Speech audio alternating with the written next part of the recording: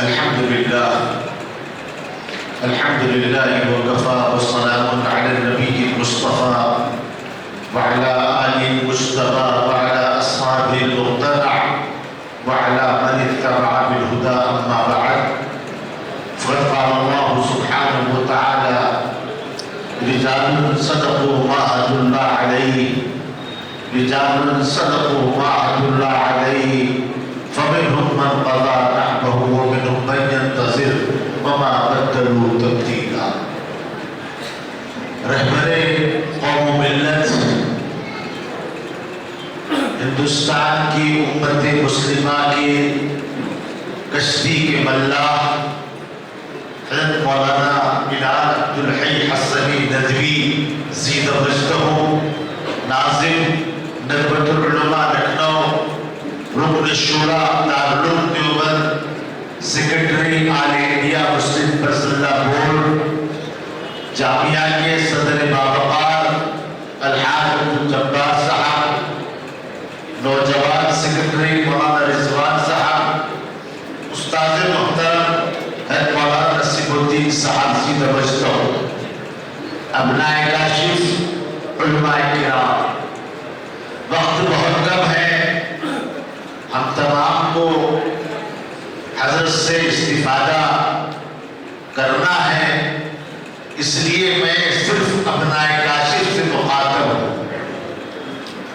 جیسے آپ تاریخ دیکھ رہے تھے، یہ کاشف کس طرح قائم ہوا، اس کی بنیاد کس طرح ہوئی، کس طرح یہ پروان چڑھا، یہ ساری تاریخ آپ کے سامنے آئی ہے۔ میں ابناء کاشف سے درخواست کرتا ہوں، سب میں پہلی چیز جامعہ سے اپنے تعلق کو مضبوط رکھیں۔ ہر چیز کی ایک فاؤنڈیشن ہوتا ہے، ہر چیز کی ایک بنیاد ہوتی ہے، اگر وہ بنیاد مضبوط ہوگی تو عمارت بھی مضبوط ہوگی۔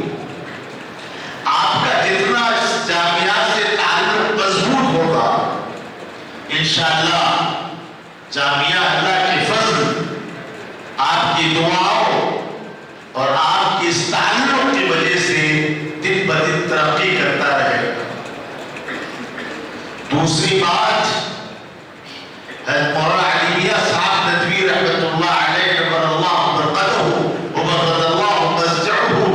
بار بار اپنے خطابوں میں یہ فرمایا کرتے تھے کہ میں یہ نہیں کہتا ہوں کہ آپ جگہ جگہ مدارس قائم کرو، جگہ جگہ آپ طلبہ کو رکھو، لیکن میں یہ کہتا ہوں کہ آپ جگہ جگہ قریہ قریہ بستی بستی آپ مکاتب کو منظم کرو، مکاتب کو قائم کرو، اس لیے کہ یہ ہمارے ایمان کے اساس اور بنیاد ہے۔ اگر ہم مکاتب کی طرف توجہ نہیں دیں گے تو ہماری آنے والی نسلیں، اللہ حفاظت کرے، تحریت کی طرف جائے، لادینی اور بے دینی کی طرف جائے گی، اس لیے کہ ایمان کا بچانا فرض عین ہے۔ میں اپنا کاشف سے درخواست کرتا ہوں کہ اپنے علاقے میں دینی مکاتب کو مضبوط رکھا جائے۔ کسی قسم کا مشورہ ہو، آئے ہمارے ذمہ داروں سے ملے، اس میں ہم جو کچھ آپ کا تعاون ہو کرتے رہے۔ تیسری بات، اس وقت امت مسلمہ کے ہاتھ پر، سر پر کچھ شفقت کا ہاتھ رکھنے والا ہے۔ امت ایک زلزلاتی دھوپ کے اندر چلی جا رہی ہے۔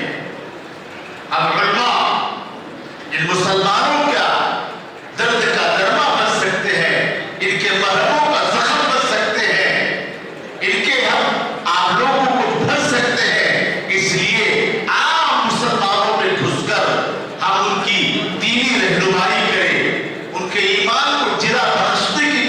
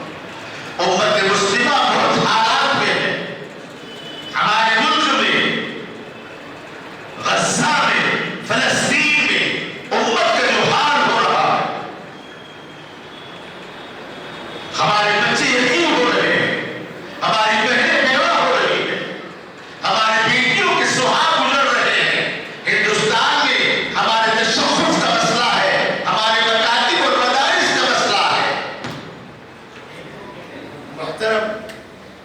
ابناء کاشف،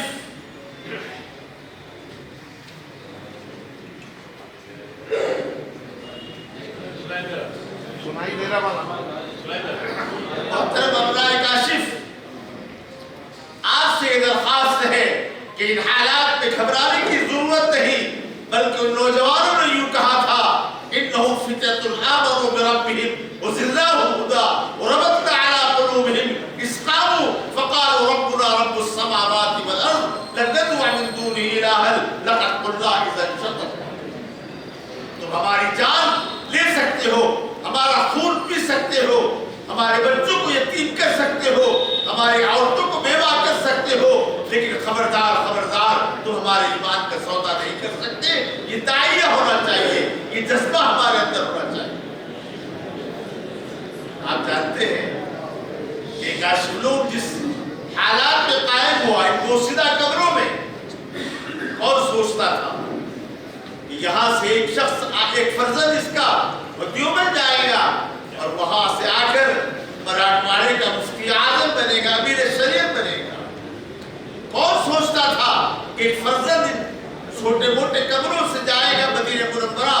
اور مدینہ منورہ سے آنے کے بعد وہ اپنے آپ کے اپنے ساتھ مدنی کا لقب لگائے گا۔ کون سوچتا تھا کہ کاشف کا ایک فرزند، ایک فرد اس وقت پورے اورنگ آباد ضلع کا جماعت کا امیر اور ذمہ دار رہے گا۔ یہ سب یہاں کے مخلصین کی قربانیاں ہیں، ان کی برکتیں ہیں۔ لہذا آخر میں درخواست ہے کہ اس پیچھے قبرستان میں مولانا سید خان صاحب رحمۃ اللہ علیہ آرام کر رہے ہیں، مولانا ریاض الدین صاحب رحمۃ اللہ علیہ آرام فرما رہے ہیں، مولانا مجیب الدین صاحب قاسمی رحمۃ اللہ علیہ آرام فرما رہے ہیں۔ ان کی قربانیاں تھی، ان کا رات کا رونا تھا، ان کی ہزاری تھی، ان کا خدا کے سامنے گڑگڑانا تھا، ان کا تضرع تھا،